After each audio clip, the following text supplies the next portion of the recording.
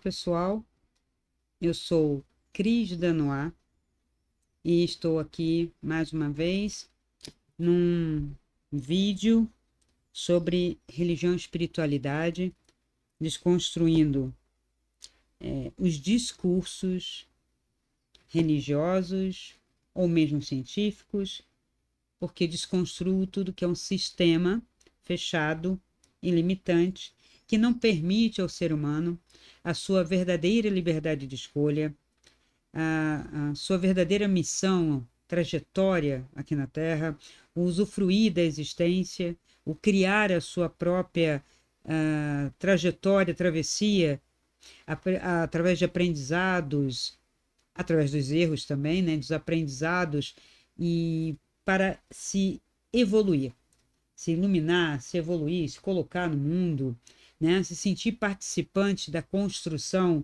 de um mundo que, querendo ou não, sempre avança. O universo é um espaço, até onde a gente pode definir, um espaço em expansão. Pode ser que haja universos, multiversos, universos um dentro do outro. A física só especula. Os filósofos sempre especularam que física teórica e filosofia estão muito próximas, somente diferenciam pelos cálculos, né? Mas as hipóteses, as especulações e a narrativa são muito semelhantes, não com a religião. Ciência, filosofia pode se aproximar, agora a religião não.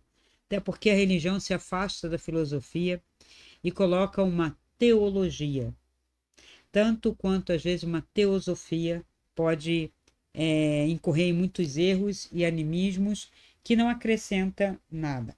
Ainda que se diga que se você acredita, tá tranquilo, é bom para você, você fica com aquela crença, o problema é que essa crença nunca fica com você, né? Você sempre sai querendo adeptos, adeptos, adeptos, porque o ser humano tem uma série de vícios e um deles é a vaidade, e a vaidade ela só se realiza quando ela aparece, né? Quando ela se manifesta para ter aplauso. Se eu não tenho aplauso, não sou ninguém. Se eu não tenho seguidores, o que eu falo não é verdade. Grandes mestres, grandes seres iluminados, vocês nem conhecem, nem sabem que existem, nunca ouviram falar. Alguns eu cito e vocês falam, nunca ouvi falar, nunca ouvi falar. Por quê? Porque não tinha LinkedIn, Twitter, Instagram, Facebook, e não teriam se estivessem aqui. Alguns estão aqui agora e não ficam preocupados com isso. Os poucos que aparecem, aparecem em função de discípulos deles que acham que é importante ele estar na rede, ele está aparecendo para milhões. Não que não se faça palestra, não que não se dê curso, não é isso. Não que precise para você alcançar a verdade verdadeira e não ter, né, seguidores, não cair na vaidade, que você tem que ficar lá dentro da caverna, ou subir a montanha e ficar lá, ou dentro dos mosteiros, né? Eu acho que quem fica dentro do mosteiro ainda está em busca, ainda está sem certeza e está fazendo outras coisas pelo bem da humanidade que vocês também desconhecem, que vocês querem ver nas fotos, no YouTube, no Facebook, o caridoso espírita doando, fazendo, né, no correio agora, né, 3, 4 instituições, é um monte de ONGs, e a gente sabe que se fosse passar um pente fino nessas ONGs, fazer uma CPI, não ficava uma em pé, como cooperativas também. Então, nós temos um problema sério de vaidade, de ego dentro do ser humano, hipertrofiado, inclusive endossado cientificamente pela psicologia. Nós somos o ego, nós temos que tratar o ego, e eu vou também falar um pouco sobre isso. Então, o que ocorre? Nós temos um mundo de ilusão. Não porque o mundo seja ilusão, mas o mundo que a narrativa cria, que os egos criam a partir de todos esses vícios, dessas vaidades, desses orgulhos, é um mundo ilusório. É um mundo que não serve nem para quem criou aquela narrativa. Porque se não dá conta da realidade dele, para que ele criou aquilo? Para alimentar a vaidade. Porque assim, se eu tenho uma verdade, e ela é verdade mesmo, e eu neguei, e eu contestei, e eu testei, e ela me serve, me adianta, eu tenho uma vida melhor. Como que eu tenho uma vida melhor? Eu tenho mais satisfação, eu não sou dependente de nenhuma droga nem remédio, isso eu continuo afirmando, não há caminho de espiritualidade possível quando eu me drogo, porque eu não estou conseguindo dominar o meu eu inferior. Como que eu vou fazer esse caminho? Eu não consigo dominar minha mente, como é que eu vou fazer um caminho para algo que está para além da mente? Eu não consigo observar a mim mesmo e dizer, não está acontecendo nada, isso tudo é fantasia da minha mente, parou, chegou, como um cachorro que está latindo, latindo, latindo, você fala, para, chega, junto. E ele para, se ele não tem comando, você manda para onde? Para o adestrador, que incomoda. E se incomoda no cão e você manda para o adestrador não dá remédio para o cão. E vocês vão em busca de drogas e remédios. E drogados de drogas ilícitas e de drogas lícitas já falaram comigo de toda a ressaca, de todo o efeito rebote, do que não adianta. Mas não adianta quando você vai falar quando a pessoa está imersa naquilo e com medo de largar o remédio. Medo, por quê? Porque o remédio já aumentou aquele medo, já deu insegurança. Você nem observou o que era aquilo. Né? E uma terapia floral não é placebo, na medida em que ela leva você a um autoconhecimento, a lidar com aquilo e a perceber que apenas colocando luz num processo de sinergia, de sintonia, de harmonia, e isto é física, você pode debelar aquela, controlar aquilo, eliminar até. Como eliminar? Transmutando aquilo em outra coisa. Tudo pode ser transmutado. E a linguagem, como eu estava começando a falar, a questão das narrativas, que são as narrativas que é a característica do ser humano, né? Dar nome, nomear, são as narrativas hoje que estão muito mais em jogo e que sempre estiveram e que causaram o mal. E que causam o mal. O mal vem da narrativa, da palavra maldita, da palavra mentirosa, da palavra falsa, da palavra que engana. Mas é a palavra.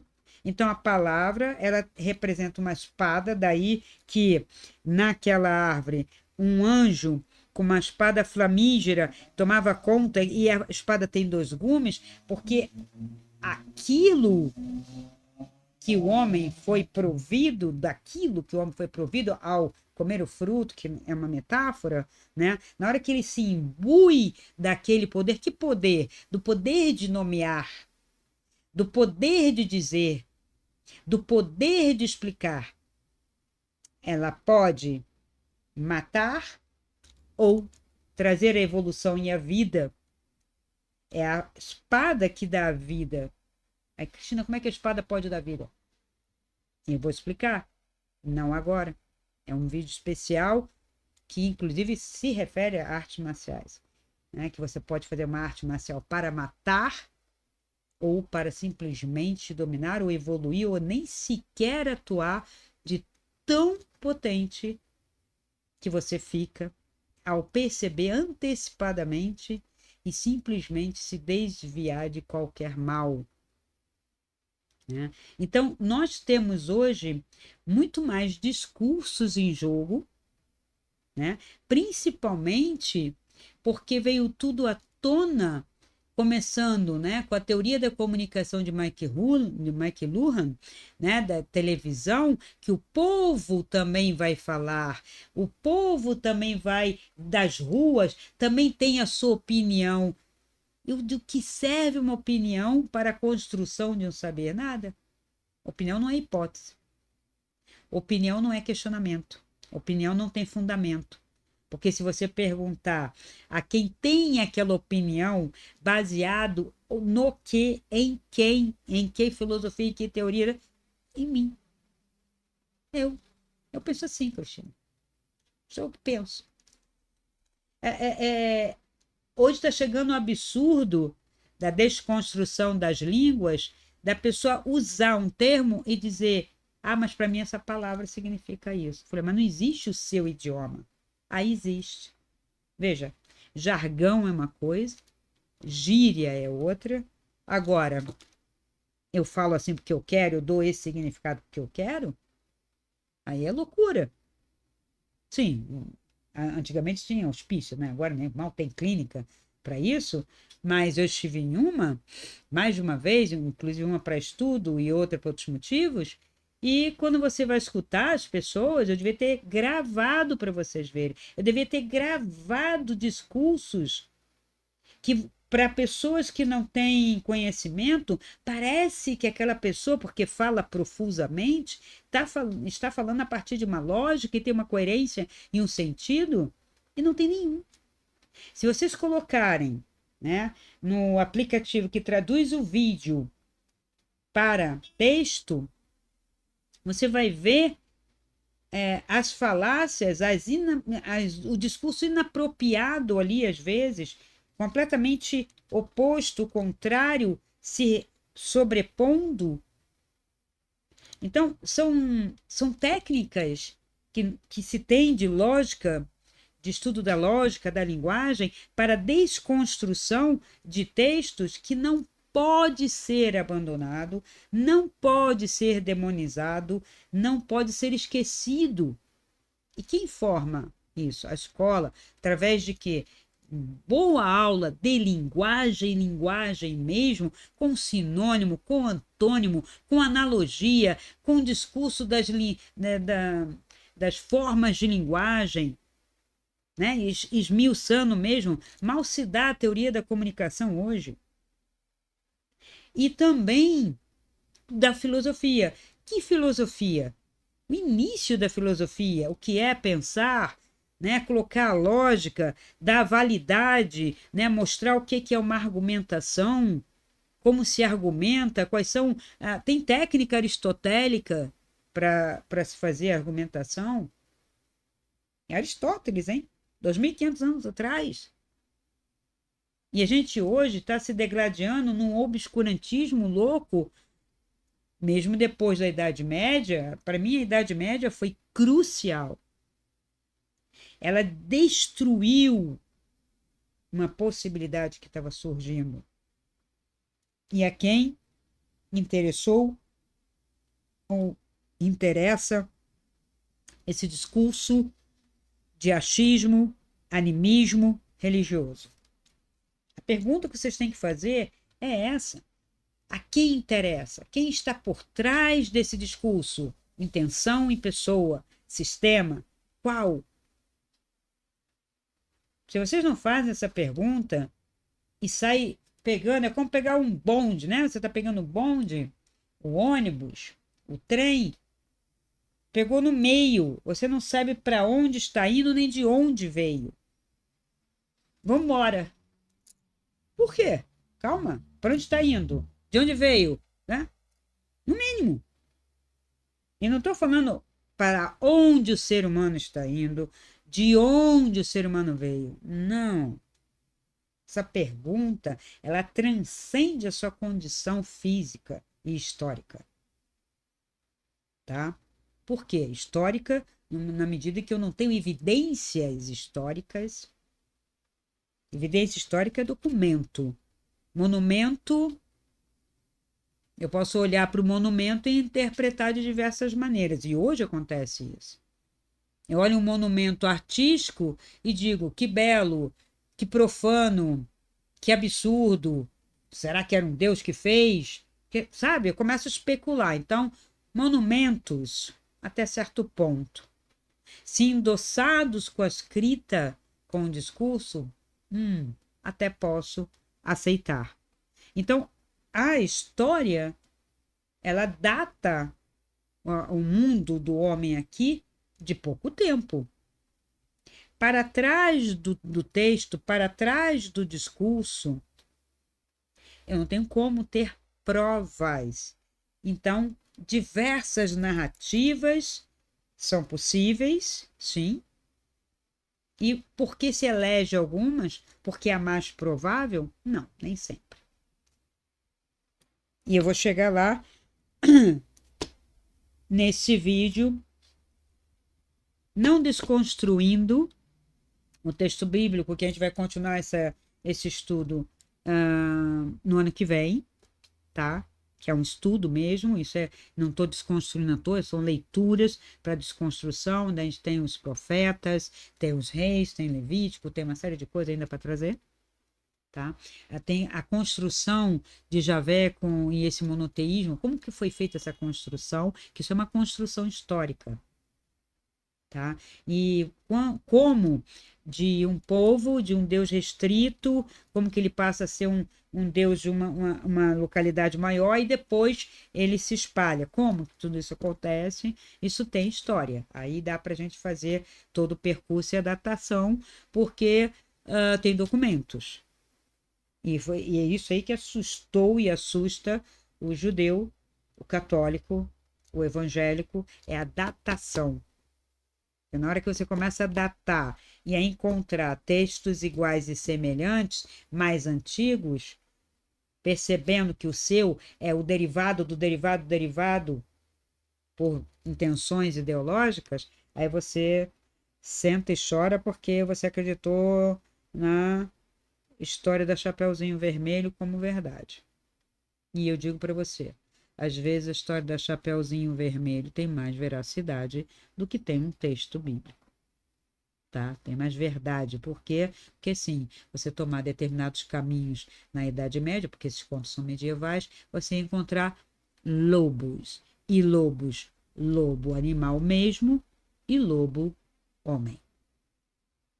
Então, ia roubar, ia estuprar, ia matar a Chapeuzinho Vermelho, porque a Chapeuzinho Vermelho já era uma mocinha, estava se deslocando de uma casinha para outra, para levar algumas coisas para outra, né, uma vovozinha que morava longe. Né? E ele, sabendo de antemão, né, aí tem uma deturpação da história, que corre na frente, mata a velha e vai devorar a neta, é possível.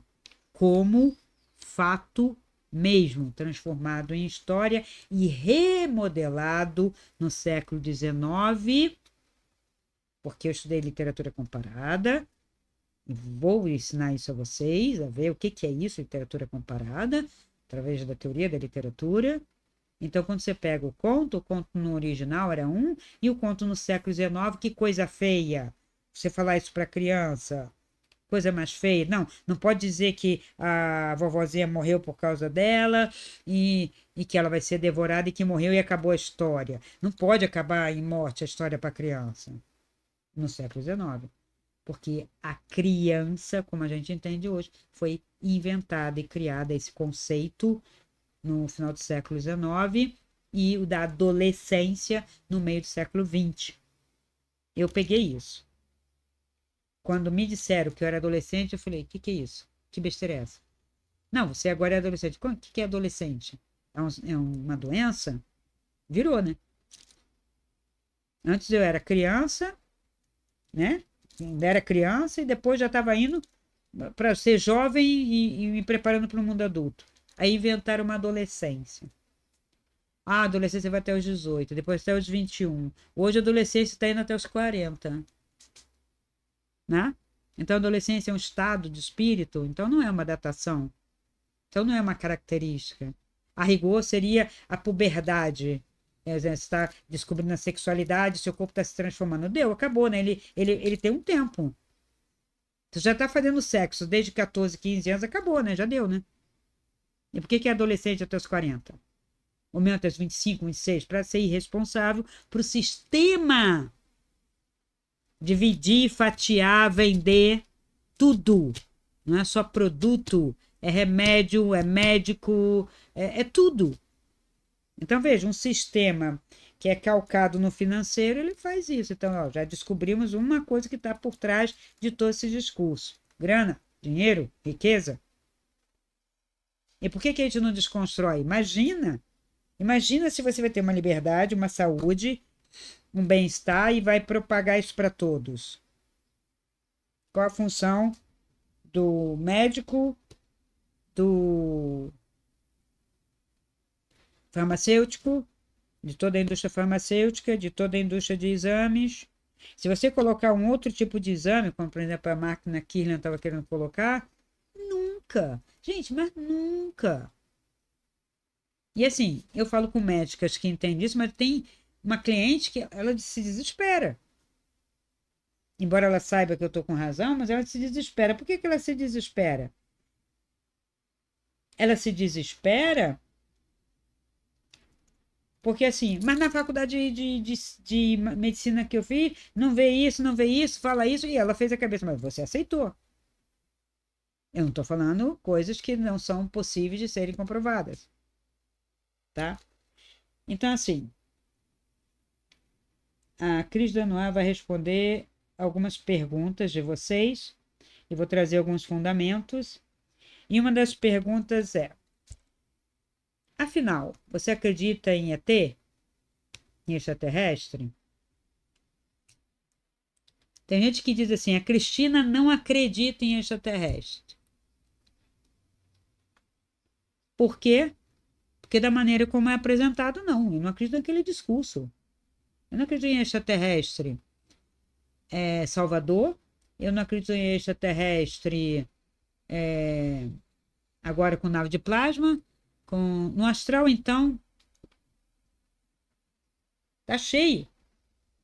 Mas eles estão vindo aqui encarnando no astral? Não! O astral é plástico, o astral ele tem uma configuração que você pode mudar, você pode mudar.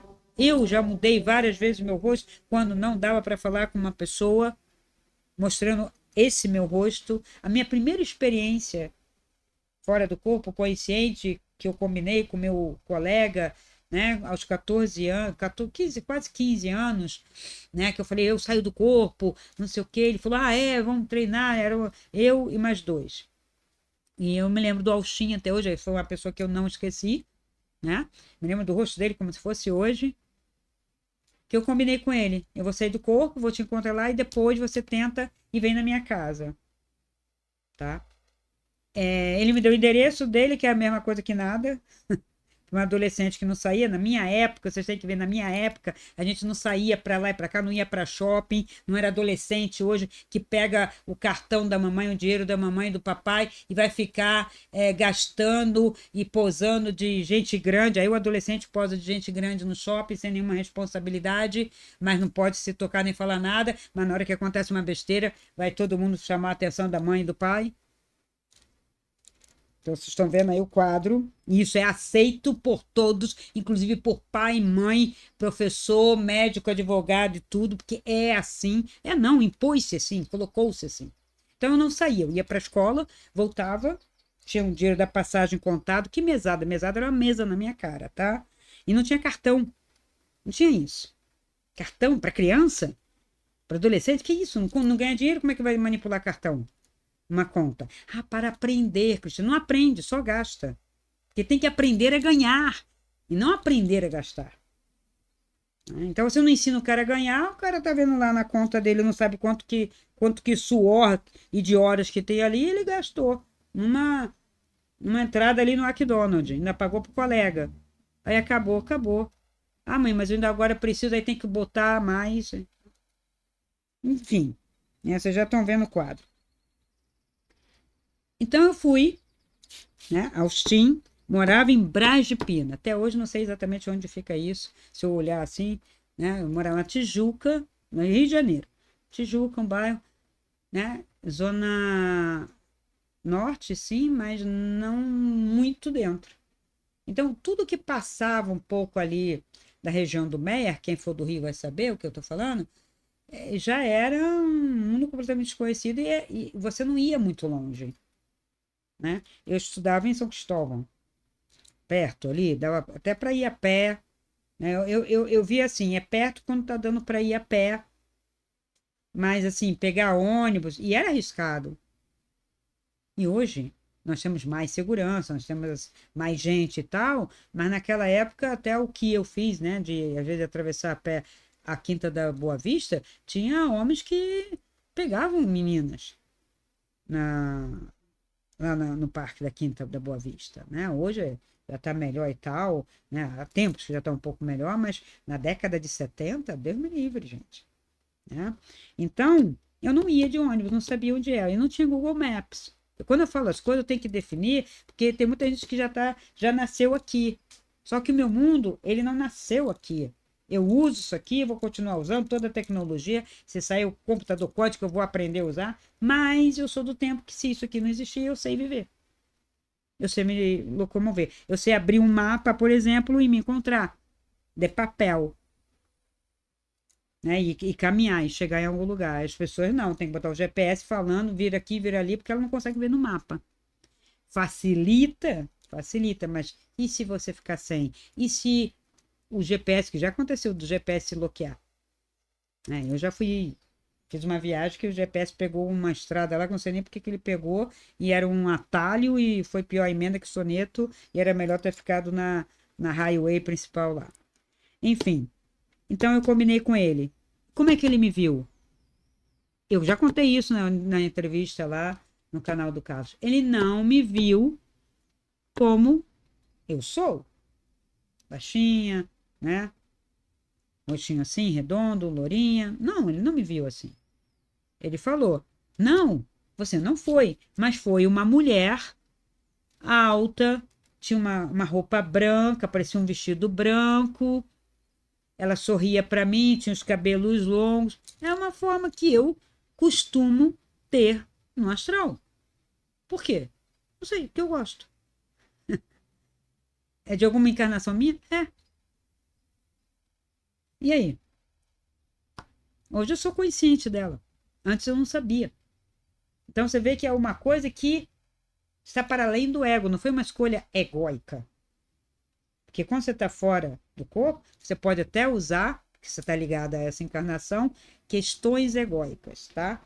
Mas há uma tendência em você não usar. Há uma tendência em você ter uma consciência. Por isso que quando você sai do corpo, automaticamente você já desperta uma consciência de não ser quem você pensa que você é.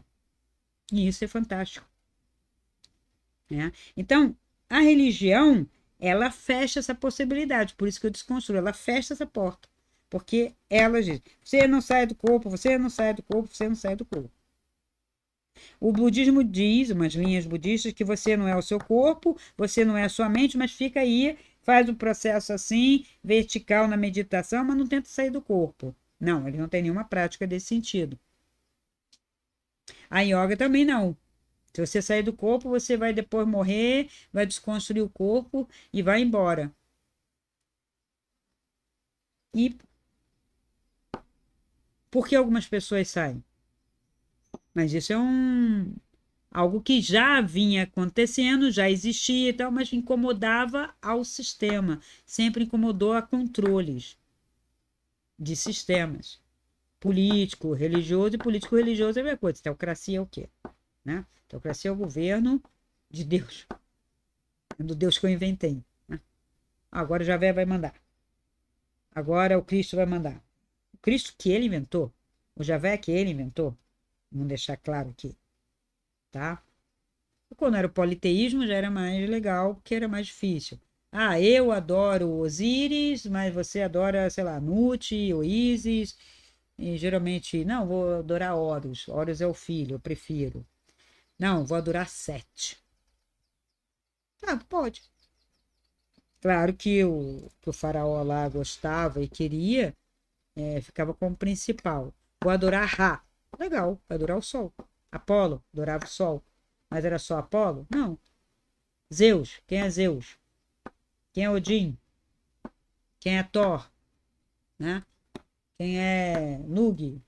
Quem é Yuli? Isso, aquilo.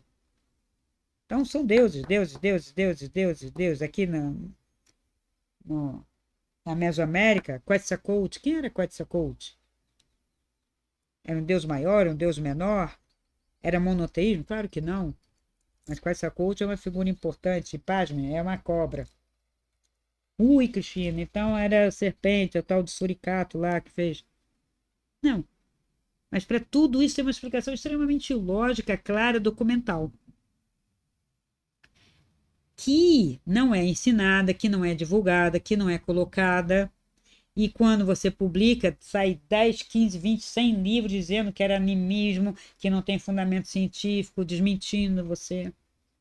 Que a manipulação do discurso hoje cada vez é maior, principalmente depois que se inventou livro enquanto a gente entende livro, tá? Que é mais fácil, né? Com a imprensa. Antes eram escritos de outras maneiras, né? Embora a figura livro, né? O formato é anterior à imprensa, né? Mas demorava-se porque era cópia, era estilogravuras e tal. Então, facilitou com a imprensa. Enfim, acreditar em ET. Não se trata de acreditar. Se existe um ser que não vive aqui, que vive em outro planeta, extraterrestre, está fora da Terra, que o astral está todo dentro da Terra, não adianta. Então, que mora onde? Em Marte. Físico não é, porque daqui a gente vê que não tem. Nesses planetas aqui, Mercúrio, Vênus, Marte, Júpiter, Saturno, Urano, Netuno, Plutão, não há evidências da vida como aqui na Terra, física. Tá, então isso não vai ser física, pode ser uma outra dimensão. Pode ser uma dimensão superior, sim. Pode ser no outro nível, sim. Então não tem vida aqui, igual aqui. Então já difere. Porque uma vida fora do corpo, uma vida sem corpo, é uma vida muito diferente, gente. Muito diferente. O pensar, o agir, o sentir, tudo diferente. Então, assim, tem seres em outros lugares? É possível. Em outro nível de matéria? É possível. Estou falando que é possível, não estou afirmando nem que sim, nem que não. Porque eu não acredito de peito aberto como acredita-se religiosamente, eu não vou acreditar, porque eu não gosto de religião. Minha religião é sistema. Mas em nenhum momento eu disse que não há possibilidade de seres malignos, manipuladores, ruins e benevolentes. Agora, se eles habitam algum lugar, se eles vieram, eu não vim daqui, se eu for falar origem mesmo, essa terra não foi criada, não tem data dessa vida física do homem aqui. Carl Sagan costumava dizer que o homem apareceu na Terra como evidência no último minuto do dia 31 de dezembro, considerando-se um calendário inteiro, né? Colocando a idade da Terra. Então, se eu apareci tão tardiamente, tão tardiamente, né? Alguns querem dizer que a gente veio da sopa. O corpo físico pode ter evoluído da sopa, por que não? Não estou dizendo que não. Não estou dizendo que este corpo veio de como ele é, dessa maneira, essa humanidade inteira, de outro lugar com esse mesmo tipo de corpo, porque esse corpo se adapta aqui. A gente vai daqui sem roupa, e com essa roupinha do corpo, para qualquer outro planeta, nem para a Lua. Você não vive.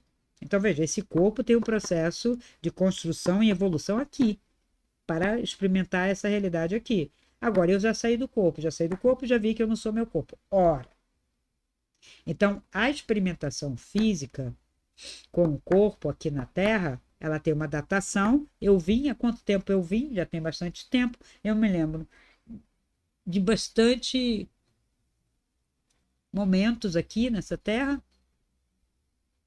E de onde eu vim?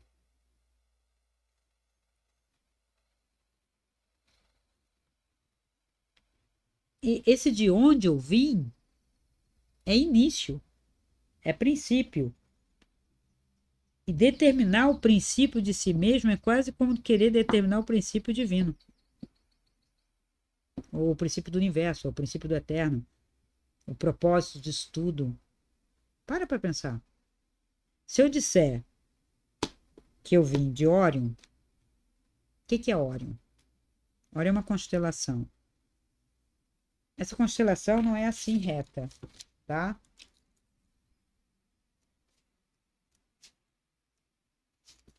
né? A gente tem aqui, ó, cinturão do caçador.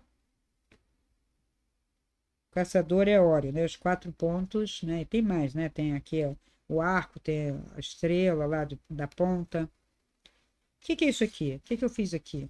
Eu coloquei no plano, né? Eu passei uma fatia no plano, num esquema de terceira dimensão. Vocês já estudaram descritiva? Não, né? Pois é. Infelizmente, as pessoas não estudam o que tem que estudar. Na descritiva, você pega um objeto como esse aqui e tantos pontos quantos você puder pegar, você vai construir essa imagem que você está vendo aqui em 3D num plano.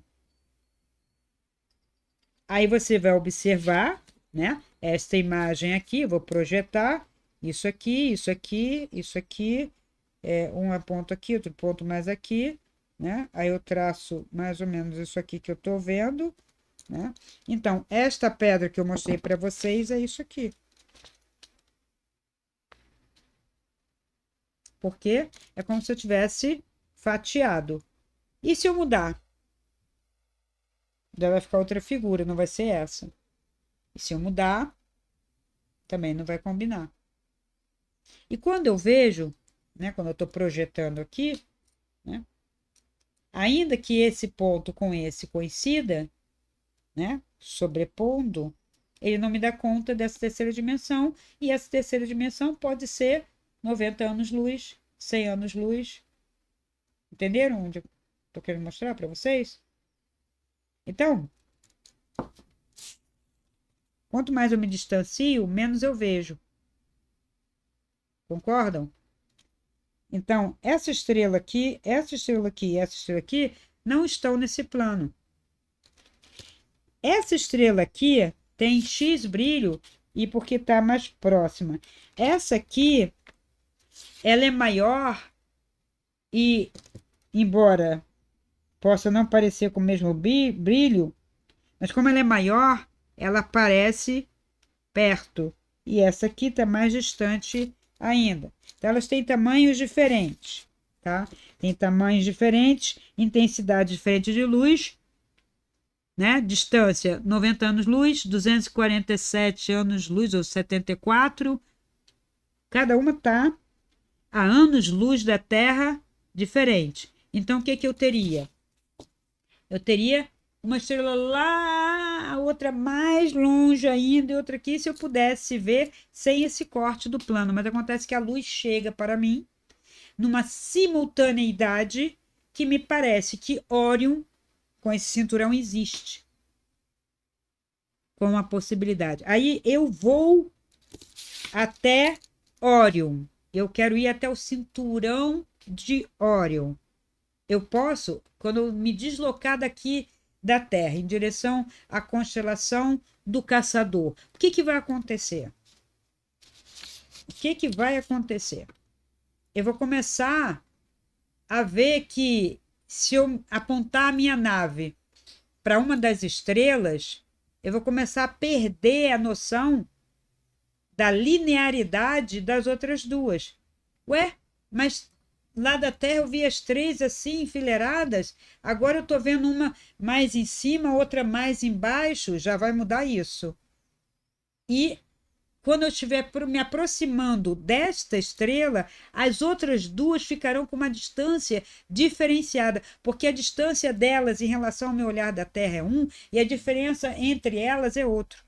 Até porque, quando você começar a se aproximar de uma estrela, você vai ver outras estrelas que vai fazer com que você perca a noção das outras duas estrelas que você jurava de pé junto daqui da Terra que as três estavam juntas. Exatamente por isso que ninguém veio de Órion colocar as três pirâmides aqui. E sim que daqui, ao ver aquelas estrelas constantes e fixas, né? Que se aparece no plano do céu, não que o céu seja plano, pelo contrário, mas eu traço um plano porque eu vejo sempre dessa configuração aqui, né? Me parece, eu desenho. Se eu quiser botar outras estrelas ali, eu vou colocar naquele desenho. É que ele é esquematizado para facilitar navegação, deslocamento, na Terra, no espaço da Terra, me guiando pelas estrelas. Foi uma das primeiras formas de se guiar, de se ter noção de estações, de se prever alguma coisa. Né? Eu estou aqui nessa terra, no tempo, no espaço, sem nada, sem documento, sem internet, sem nada, e eu conheço as estrelas, então eu sei para onde eu estou. Eu olho para o Cruzeiro do Sul, se eu estiver no hemisfério sul, e vou falar assim: ah, sul é para lá. Se eu não consigo me guiar pelo pontos cardeais, não tenho bússola e não consigo perceber o norte, eu tenho que esperar anoitecer, torcer para ter o tempo limpo, olhar, procurar o Cruzeiro do Sul para saber em que direção eu vou, que se eu sei onde eu estou, né? Ah, eu estou no Rio Grande do Sul, perdida, eu quero ir na direção do litoral, vamos dizer que eu morasse no litoral. Para que lado eu tenho que ir? A boa pergunta, né? Pergunta de Enem. Eu estou perdida no meio do campo, no Rio Grande do Sul. Perto de Erechim, caiu lá meu avião. Mas eu não sei. Mas eu sei que eu moro no litoral e estou no Rio Grande do Sul. Para que lado eu vou? Se eu for para o sul, eu vou estar caminhando em que direção? Onde nasce o sol? Também tem que saber onde nasce o sol, né? Ah, o sol nasce lá. Quando eu coloco a minha mãozinha na direção do sol, quando eu sei que é onde nasce a lua também, né? Eu vou saber que na minha frente está o norte. Entende porque é um arquétipo de direção? Você é o norte da minha vida? Por causa disso. Porque toda vida que você colocar a sua mão direita onde nasce o sol, a lua, onde nascem as coisas, assim, até que aparece o horizonte, na minha frente está sempre o norte. Tá? E então aqui está o oeste, atrás de mim está o sul. E a praia, no Brasil, considerado no Rio Grande do Sul, fica de que lado? Hum? Leste, né? Então eu tenho que ir para o leste. Então eu estou aqui, eu olho para o Cruzeiro do Sul, vi onde ele está apontando o sul, me posiciono, o norte é para lá, coloquei a mãozinha, eu tenho que caminhar na direção da minha mãozinha direita. Então, eu vou ter que ir para lá. Eu me encontrei numa floresta, estava na floresta da Tijuca, estava todo mundo meio perdido, porque foi adentrando, não tinha trilho, foi adentrando de repente, e agora? E agora? Falei, calma, agora vai ter que aguentar aí um pouco. Quando surgir a estrela ou a lua, a gente já sabe em que direção a gente está e para onde a gente vai. E eu tirei o povo de dentro da floresta ali da Tijuca, né? Todo mundo apavorado, nervoso, mas confiando, porque eu conhecia a movimentação das estrelas e tal, sabia me mexer nesse sentido. Não é nenhum mistério, tá, gente? Isso aí é basicão. Deviam ensinar nas escolas. Ensinava às vezes no escotismo, depois acabou o escotismo, né? E eu não sou bandeirante nem escoteiro, né? Aprendi por curiosidade. Então, eu não posso acreditar que alguém veio de Ório, porque Ório não existe. Ório não existe, gente. Simplesmente que não existe. Nem o ombro do caçador, nem o outro ombro, nem a ponta das saias. Não existe, gente. Então, o que que existe? Existem estrelas, que circulam estrelas, estrelas duplas, estrelas triplas, quádruplas, outros. Pode existir o que a gente chama de planetas, mas não dessa maneira que estão se colocando. Tá? É igual Andrômeda. Aquela estrela Betelgeuse, onde que ela fica? Quantos anos-luz? Eu gostaria mesmo que a gente já estivesse avançando e que eu chegasse ali para o Elon Musk, quanto custa uma passagem para Betelgeuse? Ah, 2 milhões de dólares. Beleza, vamos lá. Quanto tempo? Não sei quantos anos. Não vou nem sobreviver, né? Ah, então vai ter que voar numa velocidade absurda. Não é nem mais ridícula, é absurda, né? Para chegar numa estrela dessa, para fazer contato. Ah, mas eles têm uma tecnologia, Cristina, e o buraco de minhoca. Aí começam as teorias. E veja, enquanto é teoria, hipótese e especulação, não é verdade. Então não me venha falar algo como se fosse um argumento quando isso não foi comprovado. Quando for comprovado que alguém anda por um buraco de minhoca no universo ou que anda numa velocidade ridícula, que é muito mais do que a luz, não é que a velocidade não possa existir, claro, eu acho que a luz é um limite, mas pode-se ultrapassar esse limite, óbvio, mas cadê? Por isso que a nave não chega aqui. Não chega porque não vai chegar. Porque se tivesse que chegar uma nave aqui, já teria que ter saído de algum lugar, pelo menos aqui lá de Plutão para cá, e aí seria assim um extraterrestre, seria um plutoniano, e eu nem sei se ele me chama de terrestre, se ele sabe que eu estou, que eu nomeio isso aqui de Terra, ou Gaia mesmo, eu poderia ser o Gaiestre, o Gaiano.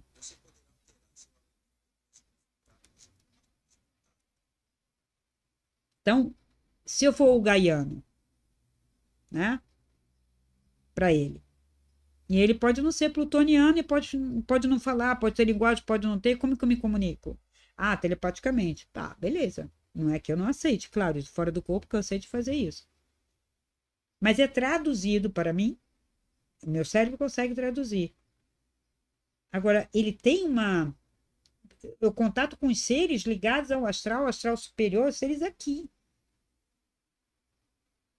E nós temos um universo aqui a conquistar e a vencer, quando eu falo no universo, é um pedacinho, né? Uma vírgula aqui, um pontinho infinito, infinito não, ínfimo, que é do Sol até Plutão, né? Então a gente pode dizer que do Sol, eu diria até Saturno, tá? Porque depois já para mim é quase que fica bem para lá, né? Mas tudo bem, vamos considerar o sistema solar todo até Plutão, com o seu exoplaneta lá, que toda hora estou achando planeta só para desconstruir a ideia, mas pode ter, gente. Da mesma maneira que a gente foi até Saturno e depois descobriu os outros, vai descobrir um outro depois de Plutão e tal, desde que esteja girando em torno do Sol, tá tranquilo. Sol é o centro. Então, quando eu coloco o Sol no centro, esse sistema, eu tenho o quê? Qual é a minha missão? Primeiro, chegar a uma consciência do que é isso aqui. Vida aqui na Terra, física, porque eu estou vendo essas bolotas físicas, mas não estou vendo gente em cima dela, então não tem atmosfera. Então aqui foi criada condições especiais. Não foi Javé, tá bom? Ok? Mas então, seres, inteligências, criaram condições. E esses seres, essas inteligências, são deuses, no sentido que a gente entende Deus e todo, também não necessariamente. Então, eu estou aqui tentando responder se eu acredito em extraterrestre. Estou mostrando para vocês porque eu não posso acreditar, porque eu tenho o que conhecer e saber. Eu não acredito que o Sol nasce, brilha, é uma estrela. Eu sei, eu estudei, eu aprendi, eu vejo. Eu vou falar, penso, logo existo. Que as pessoas não gostam e acham que é um erro. Não tem erro nenhum aí. Então, mas Cristina, você falou que veio uma mulher na sua casa, assim, que se mostrou, sim, ela se materializou. Agora, eu não cheguei a abraçar ela, não cheguei eu via, né, um pouco diferente, eu digo que é material que você está vendo aqui, mas não é tão consistente, gente.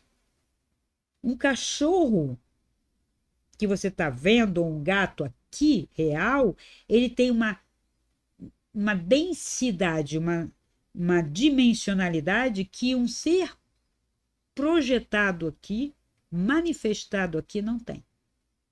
Mas você sente? Pergunta que o Carlos faz. Você sentiu? Tem toque? Tem. Mas é sutil, que é o nome que a gente pode encontrar para algo que não tem tanta densidade. Então, assim, a pedra, ela é dura, mas não é a mesma dureza o tempo todo. Uma pedra bruta, ela tem um peso e uma consistência que essa pedra rolada. É uma sensação, uma impressão. Pode ser até que em peso seja igual. Mas na hora que eu estou lapidando, essa pedra vai mudando um pouco. Agora, entre a pedra e uma planta, uma folha, uma rosa, uma pétala, é matéria, né? Mas é leve, é sutil. E uma pena? É matéria. Eu vejo, tá aqui a pena, né? Eu não trouxe a pena para mostrar para vocês que pena. Então, eu olho para a pena você... é matéria.